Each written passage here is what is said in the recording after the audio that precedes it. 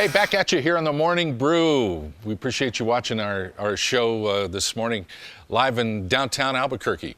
Well, it is time, folks, to check your local IQ. Okay, Local IQ Magazine's music guy, Charlie Grigo, is here. Hi, Charlie, how are you? I'm well. How are you, Mr. Ernst? Very, Larry, please. Oh, Larry, I'm sorry, I always forget. We have the new issue. Yes, the restaurant, the new restaurants reports. Yeah, and teach you everything you need to know about. I mean, there's a new restaurant springing up on every corner, it seems like right now. And we love to eat. And so what better cover story than the new restaurant report for the IQ? So we've got some shows coming up. Yeah, let's talk a little music here, because that's your beat. Yeah, I mean, it's going to be like a metal weekend. Hollywood Undead, they're... oh, tell me about them. They're, within the last 4 or 5 years, metal band. Metal. I don't even know if you call it metal anymore. Kind of a zombie flavor to it. Totally, though. Yeah, that like goth zombie. Okay. So they had a big hit a couple years ago, and they'll be out on a Friday at the Sunshine Theater. Yeah, all right. And then we've got the Alkaline Trio playing Monday at the Sunshine Theater. They're like a good. I like them. They're good. They're like a alternative, sort of just like rock and roll band. They had Lucretia My Reflection was their hit, or whatever that means. And then at Popejoy there's Broadway on the Rocks this weekend. Yes. So, and that's always... They've kind of mashed up a lot of Broadway shows and turned it into like a rock greatest it's hits. Cool. Yeah, it's kind of neat. Yeah. So fantastic.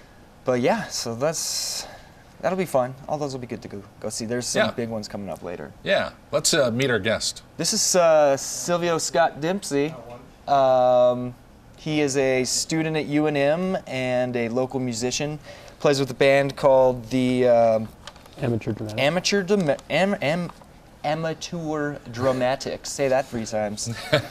And he's been playing in town for a long time. He just got back from studying for your... I was doing research for my dissertation in southern Chile. You're a PhD candidate. I am.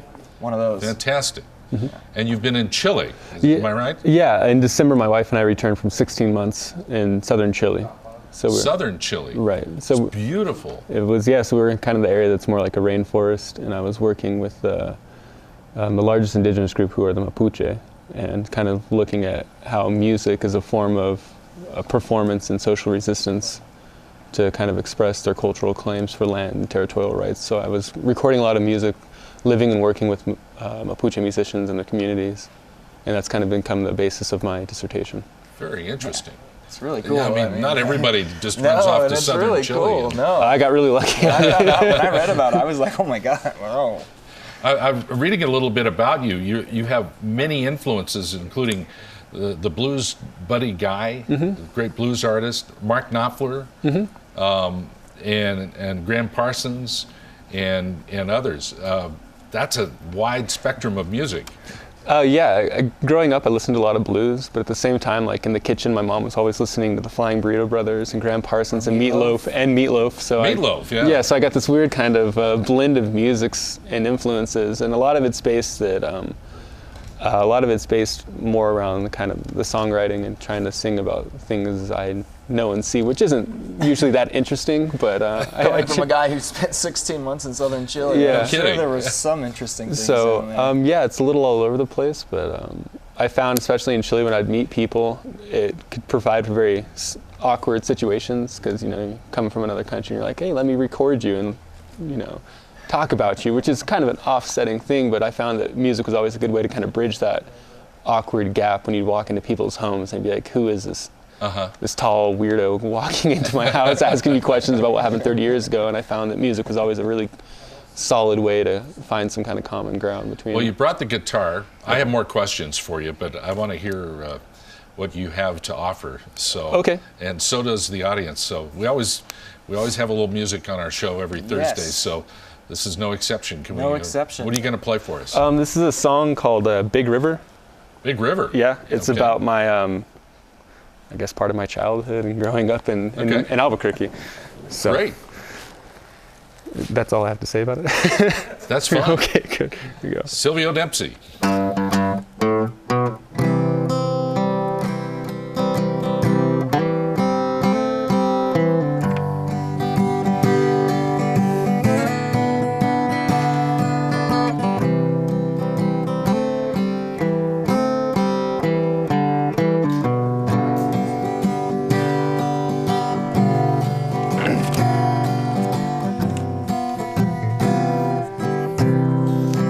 Endless tales and beat up guitars. He used to play drums, now he drives funny cars. When there's not a hustle, you can always go fishing. Won't you tell me a lie? No one is listening. I spend my nights on 4th Street, singing out, oh, to the stars, because I've got to get you, baby. Don't you know it all to be true? Oh, baby, don't you know?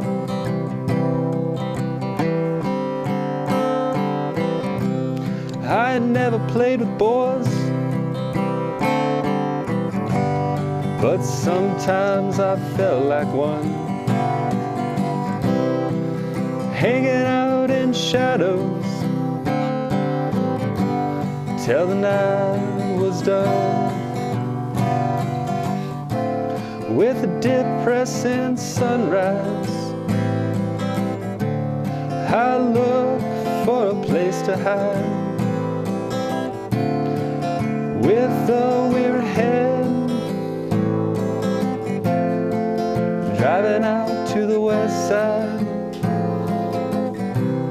I bathe in the big river, baptisms when you're near, because I've got to get you, baby. Don't you know it all to be true? Oh, baby, don't you know that I've got to get you, baby? Don't you know it all to be true? Oh, baby, don't you know?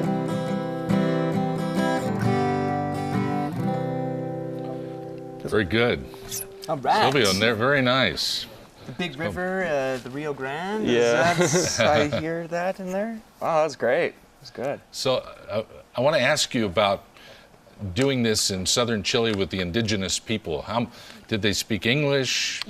Spanish. Spanish. You speak Spanish, obviously. Mm-hmm. So, but this was a beautiful bridge that you had, and they had their local music and customs that they performed for you as well. Yeah, so it's interesting. So the specific group I was working with were called Los Guitarreros Caminantes, which is like the traveling or wandering guitarists, because in the 80s when they were learning this music under the dictatorship, they had to walk 8 kilometers every night in secret to the music instructor's house, and they learned music. So the style of music they played is really kind of a blend of traditional Mapuche music, where they incorporate the traditional drums and bells, and kind of standard Chilean folklore music, which is a variety of different, it's a kind of an umbrella term, but a lot of the stuff like Victor Jara and Violeta Parra. So it's a very interesting meld, and then I show up and it's like, well, I'll play country for you. You're a PhD candidate. What are you going to do with your degree once you get it? Hopefully get a job. Would be well, yeah.